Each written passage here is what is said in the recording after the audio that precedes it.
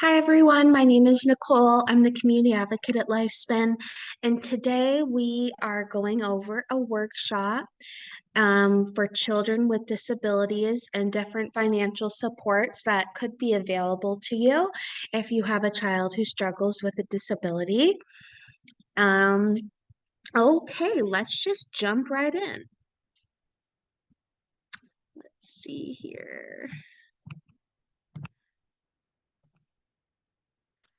Okay, welcome to another Lifespin workshop, Children with Disabilities.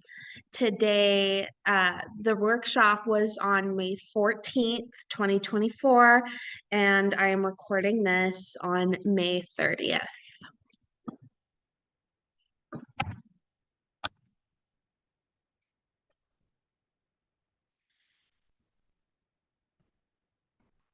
Raising children is super tough, and it can be even tougher if our child is born with or develops a disability.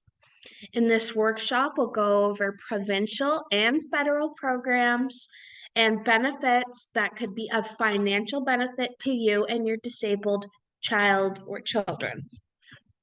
First, we should go over different types of disabilities that are eligible to receive funding.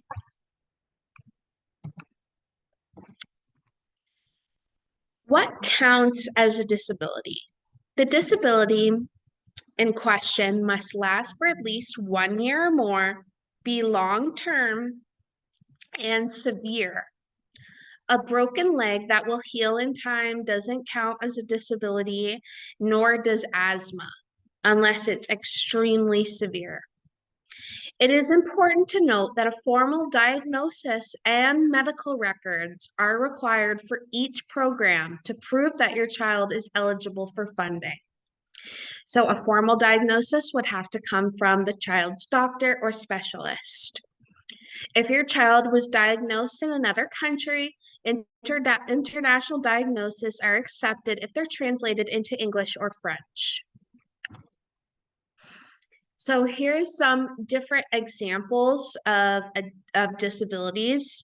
Attention deficit hyperactivity disorder, otherwise known as ADHD, autism spectrum disorders, cerebral palsy, language disorders, learning disorders, Tourette syndrome, disabilities that affect their mobility and their motor skills, and other mental, developmental, intellectual, and physical disabilities are accepted too.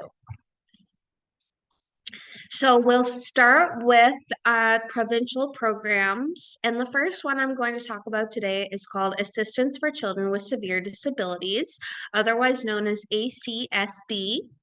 If you are a parent or guardian who is caring for a child with a disability, you may be able to get financial support through the Assistance for Children with Severe Disabilities program.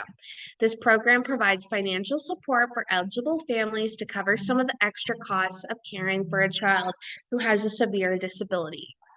In every slide, I've put up the links for the relevant information about the program. So here is the link down below there that will take you to the ACSD page by the Government of Ontario. Eligible parents and guardians can receive between $25 and $618 a month to help with the disability-related costs. Annual increases to ACSD are tied to inflation. This means that if prices go up, so will the maximum amount for ACSD, the maximum monthly amount, I should say. Your eligibility and amount of assistance you receive is based on a combination of factors, including the size of your family, the severity of your child's disability, and the costs associated with your child's disability. To be eligible, the child must be under the age of 18 and the total household income must be $74,760 or less. So what sort of costs are covered under this program? Travel to doctor's appointments, hospitals, and appointments related to the child's disability, medical equipment, special shoes and clothes, parental relief such as respite, and much more. There's a full list on their website, and uh, we have published an ACSD guide, Lifespan has, and we have that guide up on our website underneath publications, and I've left the link for you down below. But for the full list, you can check out the guide, or you can go back a couple slides and check out the link that will take you to the Government of Ontario website. So how do you apply? You can apply online or by using a paper copy, both of which can be found at the link here. What do you need to apply? You need birth certificates, SINs, proof of income, and proof of Ontario residency, medical records, health cards, and the Canada Child Benefit Notice. How long until you're approved? It can take between 5 to 6 months, sometimes more. It depends. It's a very small office, and they get thousands of applications, and they're responsible for going through them all. And it can take a while, like other things, like Ontario Disability Support Program, but usually no more than 6 months. What if you get denied from the program? Well, you can appeal the decision and ask for an internal review within 30 days of receiving the decision. Your decision letter will have information about how you request an internal review. For help with appeals, please contact Neighborhood Legal Services at the phone number I've left here, as I'm not able to assist with appeals or internal reviews. I can only help with initial applications. Once an appeal process is started, it becomes a legal proceeding, and that is not my expertise. So I always send my clients over to Neighborhood Legal Services for helps with appeals or internal reviews because I can't assist with that. Okay, so the second program that I'm going to talk about today is also a provincial program, and it's called Special Services at Home. The Special Services at Home program helps families take care of a child with a developmental or physical disability. If your child has mental health problems, this is not the program for them. This program is for children with developmental or physical disabilities. It provides funding to buy services and supports that help parents with caring for their child or that support the child to join activities at home and in the community. The goal of this program is to assist children with physical and developmental disabilities and their families to do what's important to them. This includes providing the following: support for the child to participate in day-to-day activities, assistance for the child to participate in activities that support their growth and development, and support for parents and caregivers, such as respite services. And I've left the link down below so you can check out more about this program. Special Services at Home is meant to complement other services and supports a child may be receiving, including clinical services, like services from a doctor or physiotherapist, by providing them support for other things that will help a child and family do what's important to them. Funding for this program is a little different. There is no monthly check from them, unlike assistance for children with severe disabilities is a monthly check. Special Services at Home does not work that way. You do not get monthly checks. You pay for services and then you get reimbursed for them by the government, or you can have an agency manage the funding that Special Services at Home will give you, and they will provide you with the funding when you need to pay for a service or support. So that there's two options for managing your Special Services at Home funding.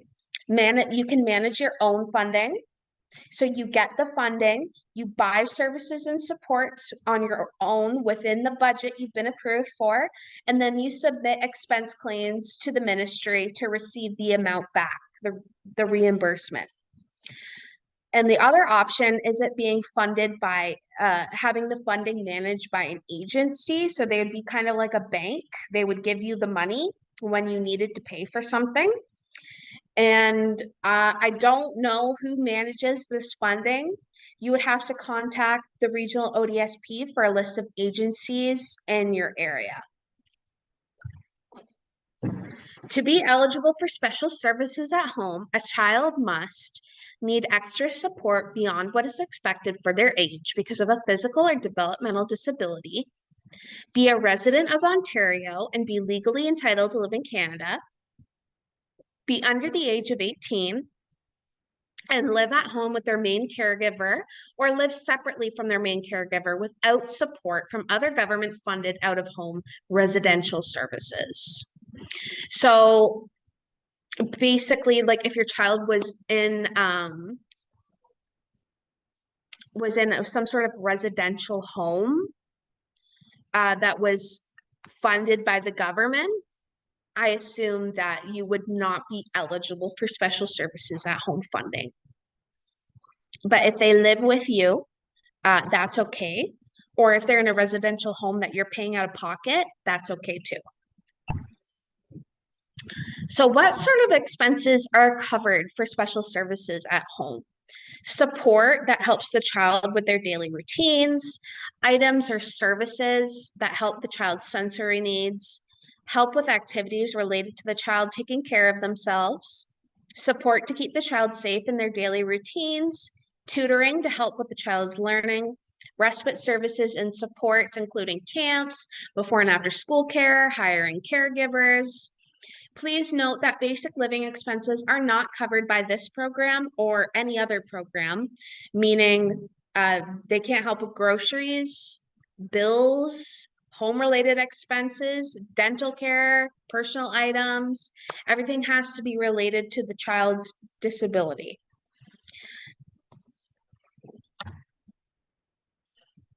So how do you apply for special services at home? You can apply online or by using a paper copy, both of which can be found at the link that I provided. What do you need to apply? You'll need medical documentation that can confirm the child's disability, proof of income and Ontario residency, SIN numbers, and birth certificates. How long until I am approved? It usually takes in between 5 to 6 months, very similar to assistance for children with severe disabilities. So, what if you get denied for special services at home? If your application is not approved and you think the decision was not fair according to the special service at home guidelines, you can ask for a review. There are 2 levels in the review process, and each reviews whether the decision was made fairly.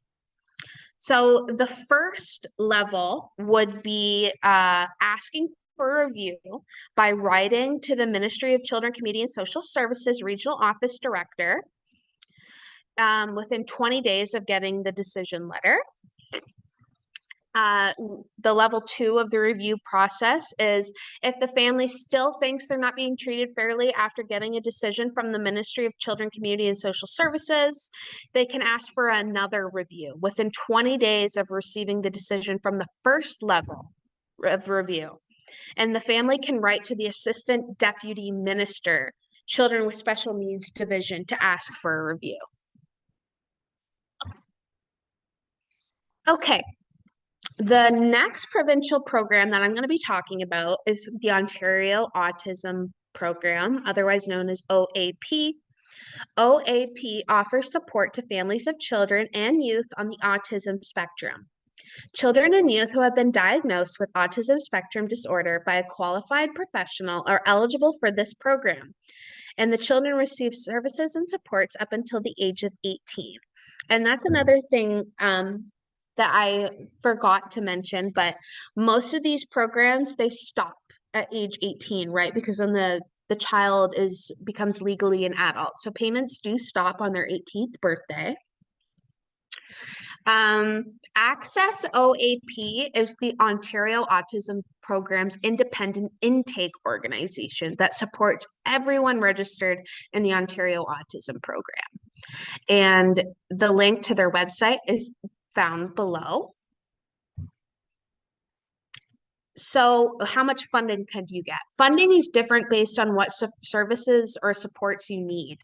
It is unclear exactly how the funding works, as the website does not give much details, but through my research, I believe the funding will be very similar to special services at home, where you pay for services outright and you get reimbursed for them, or Ontario Autism Program provides the funding for you when you need to pay for a service or support.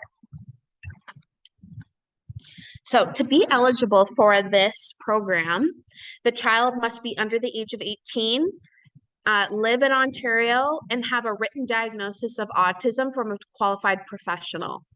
Your child's written diagnosis must include the child's full name and date of birth, the date of your child's assessment, a statement indicating that the child meets the diagnostic criteria for autism spectrum disorder, and the qualified professional's names and credentials.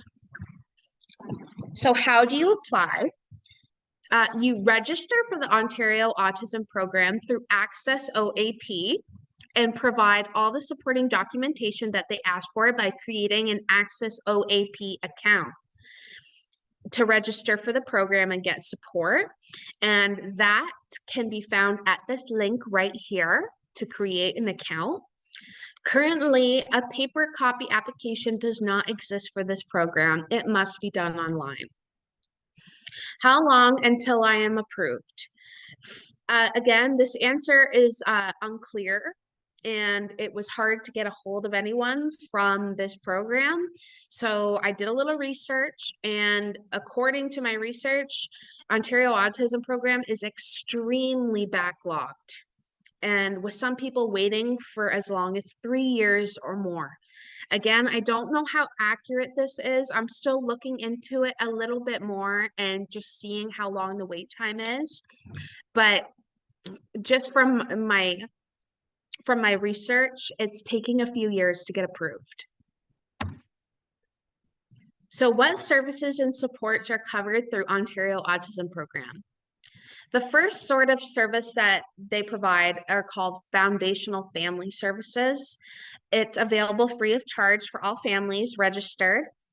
And these sort of services aim to give you more tools to work with your child and participate in ongoing learning and development through services and supports like family and peer mentoring, caregiver workshops, coaching sessions, consultations, transition supports, and family resource and clinic days.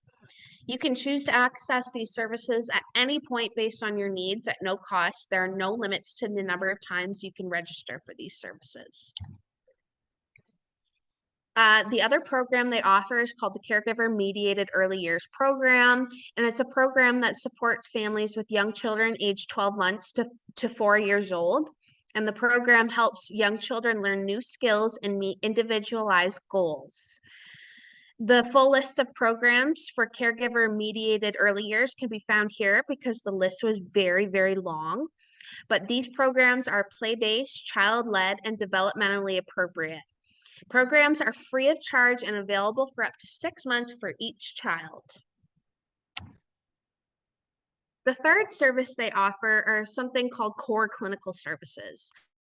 These services are based on your child's individual needs, and these Ontario Autism Program core clinical services include applied behavior analysis, speech language pathology, occupational therapy, mental health services, counseling, psychotherapy, technology programs, and materials for your child to help them learn. As part of getting Ontario Autism Program funding allocation for core clinical services, you must report your expenses. How you report your expenses depends on who sent you your funding allocation. So I guess it depends on which agency the funding is coming from, or which agency you are going to for these core clinical services. The fourth program they offer is called the Entry to School program, and this program helps children develop school readiness skills and provides transition supports as they enter kindergarten or grade 1 for the first time. The program is offered free of charge and is available in both English and French. Interpretation services for other languages will be offered when needed. The fifth program they have, or the fifth service they offer, is called the Urgent Response Service. And this service is for eligible children and youth who are experiencing specific urgent need and can access supports to help stabilize the situation, prevent a crisis, reduce the risk of the child or youth harming themselves or others. And children and youth who are in crisis can get up to 12 weeks of free support. Urgent response services do not provide funding to purchase supports. Children and youth registered in Ontario Autism Program can access urgent response services while receiving other Ontario Autism Program services and supports. Okay, now we're going to get into the next program, the next provincial program that Ontario offers for children who have disabilities, and it's called Enhanced Respite for Medically Fragile or Technology Dependent Children Program. The Enhanced Respite Program provides family of medically fragile or technology dependent children and youth with funding to purchase respite care. The Enhanced Respite Program provides funding directly to families of medically fragile or technology-dependent children to purchase respite services. And it can be provided in addition to other respite services. It doesn't matter if you're getting respite somewhere else. You can still use this program. Enhanced Respite is a grant, and it's provided to families who are caring for child or youth under the age of 18 living at home and are medically fragile or depend on technological devices and require 24-hour care 365 days a year. You can receive up to $4,133 per child for the 2023-2024 fiscal year to spend on respite. And more about that program is here at this link at the bottom of this slide.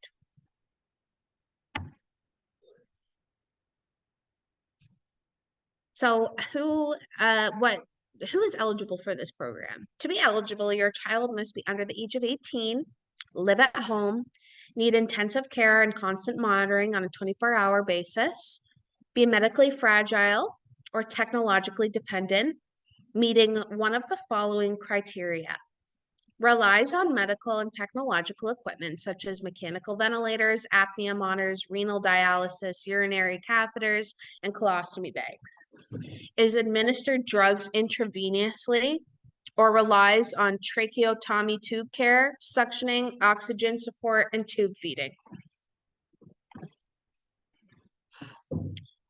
The enhanced respite for medically fragile or technology-dependent children give eligible families back the cost of covered respite services or supports when you make a claim.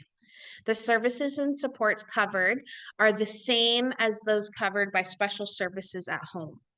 So if you are applying for the enhanced respite program for your child, I would highly recommend you apply for special services at home too. So how do you apply?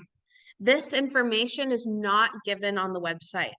My educated guess is that you would have to already be receiving services from special services at home to access this program, because it's the next step up from special services at home. They recommend that if you are wanting to apply for this program, to get in touch with your regional office of the Ministry of Children, Community and Social Services, or Home and Community Care Support Services, formerly known as LIN.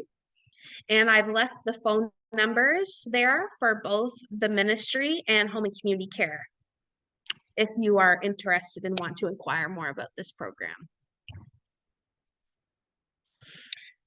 So another provincial program I'm going to be talking about today is the Assistive Devices Program. We've covered this program a lot at Lifespan because it is really, really great, and it provides amazing services and items for those in need.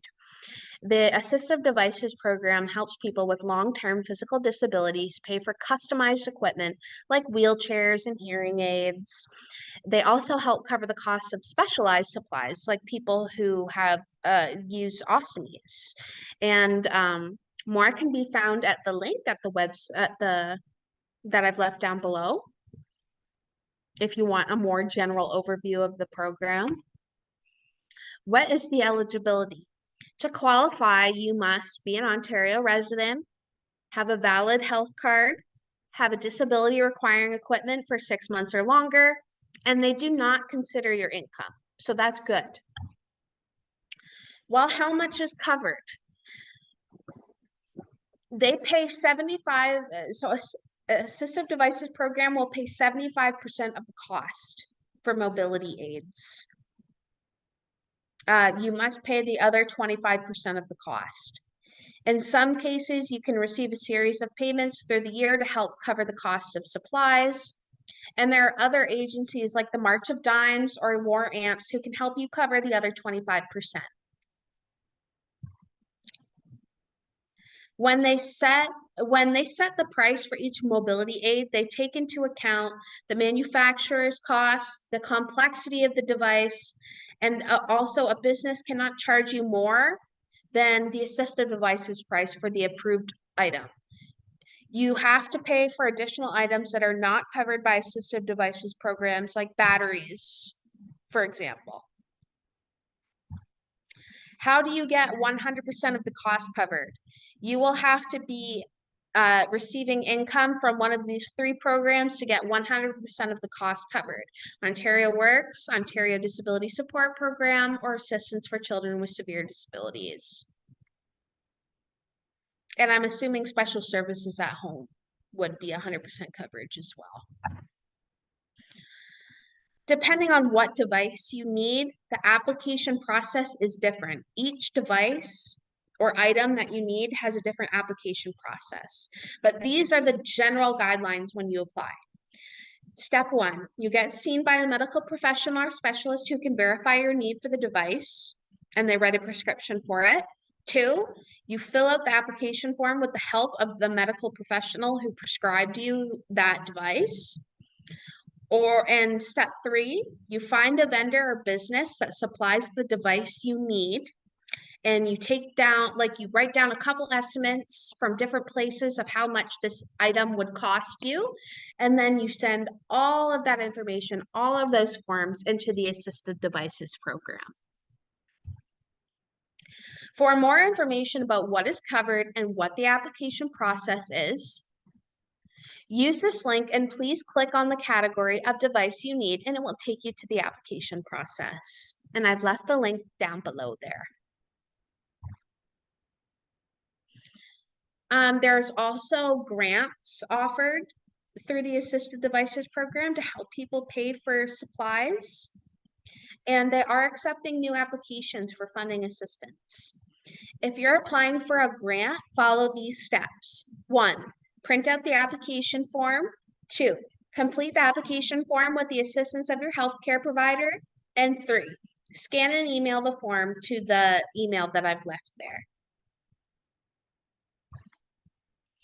You can also fax the form, and I've left the phone number there. Make sure the form is complete, signed, and that all the pages are included in your email attachment or in your fax. If you are an existing grant recipient who receives payment via direct deposit, you'll continue to receive regularly scheduled grant payments. Repairs and replacement. The Assistive Devices program does not cover these costs. You must pay for these costs yourself. Care and maintenance of the equipment is your responsibility. And I do believe March of Dimes can help with replacement costs. If you need to replace your equipment, they may contribute to the cost if your condition changes or your equipment is no longer under warranty and cannot be repaired at a reasonable cost.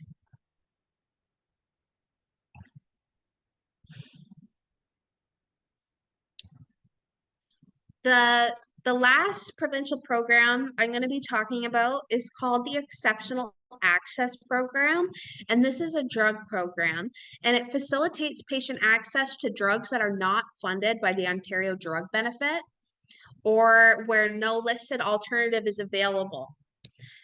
In order to receive coverage, the patient must be eligible to receive benefits under the Ontario Drug Benefit Program. So your child would be eligible since I believe the Ontario drug benefit is good until you receive that until you're in your early 20s, maybe 18. I'm not sure. I have to double check that. But I've left the link there for more information about the Exceptional Access Program. So how does the Exceptional Access Program work? The executive officer, on behalf of the Ministry of Health, makes funding decisions for drug products covered under the Ontario Drug Benefit Program's Exceptional Access Program based on recommendations and guidelines from the ministry's expert advisory committee. And the committee is called the Committee to Evaluate Drugs. All Exceptional Access Program requests are considered according to policies described to ensure a fair and consistent review of each request. So how do you apply? Your doctor or nurse fills out and submits the application for you. Only a doctor or nurse practitioner can apply for coverage the Exceptional Access Program. So you can certainly bring them the form and ask them to fill it out, but it will have to be the medical professional that fills that form out. You cannot fill it out. So you print out the form, you bring it to your doctor to fill out, and the doctor can submit it online or by fax or by mail. They'll decide which option they want to do. What happens next after your application has been sent away? The Exceptional Access Program receives between 250 and 500 requests a day. Requests are categorized in the order of priority based on how quickly a drug is needed, the type of drug, and the condition for which the drug is being used. Turnaround times begin on the business day on which Exceptional Access Program receives a complete request from a physician or a nurse practitioner. You may have to wait longer if the request is missing information or supporting documents required by the Exceptional Access Program criteria. If a request requires external review or documents are sent by fax or mail instead of submitted online via SADI.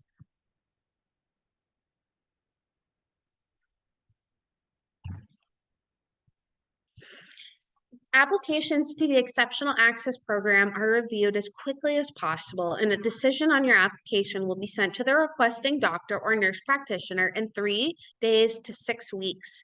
Starting on the business day your complete application is received. If you decide to fill your prescription in advance of the funding decision and the request is not approved, you will not receive any coverage for your out-of-pocket costs. They can only help you pay for a drug once the application has been approved. You may have to start taking the drug before your doctor or nurse practitioner can submit an application to the Exceptional Access Program. But once an application is submitted and if it's approved, the cost of the drug can be covered up to 30 working days prior to the date they received the application. Okay, so now we're getting into the federal programs, and there's really only one for children with disabilities, and it's called the Child Disability Benefit. And it's a tax-free monthly payment made to families who care for a child under the age of 18 with severe and prolonged impairment in physical or mental functions. And more about this benefit can be learned here at the link below. So who is eligible for the Child Disability Benefit? Well, to be eligible, you must be receiving the Canada Child Benefit, and your child must also be eligible or receiving the disability tax credit. How to apply. If you are already receiving the Canada Child Benefit for your child who is eligible for it and receiving the disability tax credit, you do not need to apply for the Child Disability Benefit. You will get it automatically. A child is eligible for disability tax credit when a medical practitioner certifies it's called Form T2201, but it's otherwise known as the Disability Tax Credit Certificate, that the child has severe and prolonged impairment in physical or mental functions, and the Canada Revenue Agency approves the form. You can apply for the disability tax credit at any point in the year. So in other words, if you are receiving Canada Child Benefit and your child is receiving the disability tax credit already, you are good. You are probably already receiving the child disability benefit. If you're not, it means that you need to apply for the disability tax credit for your child. I can mail you an application. It cannot be filled out by anyone but a doctor. I am not able to help with this application because it is a medical form. So I can certainly mail you the form. You take it to your doctor, get it filled out.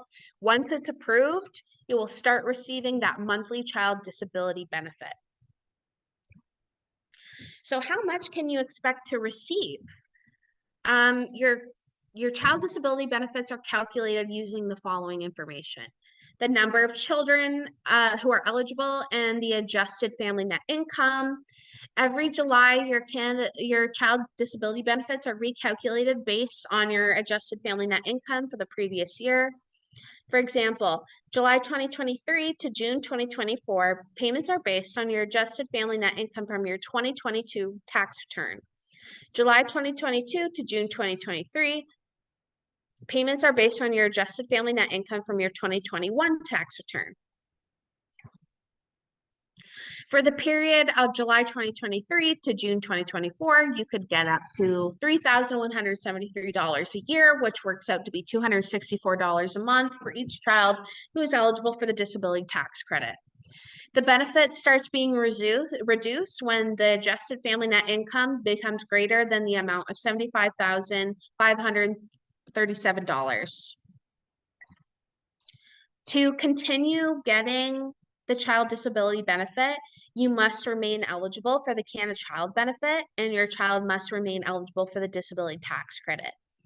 To avoid delays or interruptions in your benefit payments, you need to do your taxes on time every year, or if you don't, they will cut it off. I see that a lot with the disability tax credit. If you don't do your taxes, they scrap it until you do your taxes. Even if you had no income at all, or your income is tax exempt, you still have to file your taxes. If you have a spouse or common law partner, they also need to do their taxes on time every year. The Canada Revenue Agency uses that information from your income tax and benefit return to calculate the benefit and credit payments that you will receive. So as I mentioned, please note that the disability tax credit is not an application I can help with because it can only be filled out by a medical professional. Once you are approved for the disability tax credit, you'll begin to receive the federal child disability benefit monthly. Other organizations that are worth mentioning are Easter Seals Ontario. They have an amazing incontinence supplies grant. So they help with diapers and other incontinence supplies for children. They have equipment funding, scholarships, top-ups. March of Dimes Canada, they have attendant care services. They have the Ontario Home and Vehicle Modification Program. They'll help you apply for that, help with all the paperwork. They also have technology services and assistance for your children's learning. And the WAR AMPS. The Child Amputee Program offers comprehensive services to child amputees and their families, including financial assistance, seminars, and peer support. Some other organizations are the Lions Club. They have camps and day programs for children with disabilities. A Community Living London. They offer family support, summer leisure programs, and I believe they have other programs for children with disabilities. Home and community care support services. They have home care, such as referrals, respite, nursing, and PSWs, occupational therapy, physiotherapy, nutritional counseling, speech therapy. They have community care, which is school health support services, friendly visits, caregiver support, transportation services, assistance with daily activities, and much, much more. Things to keep in mind. It is important when your child has a disability to keep things well documented by their doctors and specialists so that when the time comes when they turn 18, there will be no gap between their financial support between the time they turn 18. What often happens when a child turns 18 and they are on programs like Assistance for Children with Severe Disabilities or Special Services at Home, they will automatically qualify and be approved for ODSP unless their disability has improved significantly or if there's a poor medical history that cannot verify the severity of the child's disability. If your child has a severe disability, I would recommend they be assessed by a psychologist before they turn the age of 16 to 18 years old so they can be connected with Developmental Services Ontario, which is DSO. Ask your doctor or your child's school to see if they can help with a referral for a psychological assessment. I didn't go into a lot about DSO because it's not for children, but it's a service and a program offered to people over the age of 18 with developmental disabilities. So if your child does have a developmental disability, I highly recommend that they get assessed by a psychologist. And then when the child turns 18, actually, I believe you can start using DSO services when you turn 16. So when the child turns 16, you can take that psychological assessment to Developmental Services Ontario, and they will be approved for services and supports, and they will also support you through the ODSP application process when the child turns 18, and that when their payments switch from children disability benefits to adult disability benefits. Developmental Services Ontario is the access point for adults with developmental for adult developmental services funded by the Ministry of Children, Community and Social Services. When you turn 18, the child's developmental services, such as special services at home, assistance for children with severe disabilities, and Ontario Autism Program will end. This means that you must apply for the DSO to see if you're eligible to receive adult funded supports. Thank you for watching and listening my workshop. I hope it was informative. If you need any help or have any questions or concerns about any of the applications or programs that I've talked about in this workshop, please do reach out to me. I do children's disability applications all the time, and though it can be a long process, it's very beneficial for you and your child, and I'm more than happy to help assist you with those applications. So I've left my phone number here, my email, and my working hours, and please just reach out if you need help. Okay, well, thank you guys. Bye-bye for now.